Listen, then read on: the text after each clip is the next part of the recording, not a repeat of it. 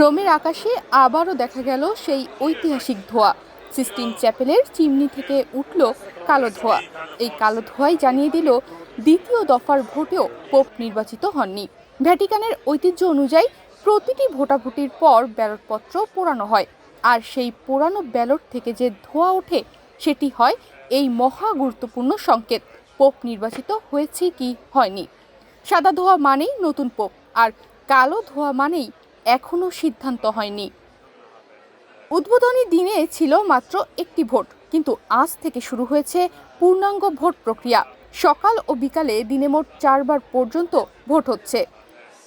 আজ দ্বিতীয় দিনের দ্বিতীয় রাউন্ডেও সিদ্ধান্তে পৌঁছাতে পারেননি কার্ডিনালরা কে হবেন নতুন পোপ।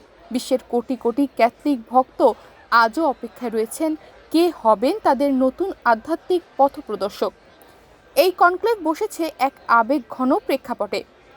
2025 সালের 21 এপ্রিল মারা যান পোপ ফ্রান্সিস।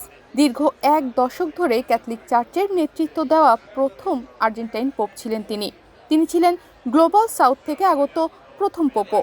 এবারের নির্বাচনেও গ্লোবাল সাউথ অর্থাৎ দক্ষিণ গোলার্ধের দেশগুলো থেকে একাধিক প্রার্থীর নাম উঠে এসেছে। ইতিহাস বলছে প্রতিটি পোপ নির্বাচন একটি অধ্যায় রোমান ক্যাথলিকদের ইতিহাসে, আর প্রতিটি কালো ধোঁয়া সেই অপেক্ষারই বার্তা নিয়ে আসে।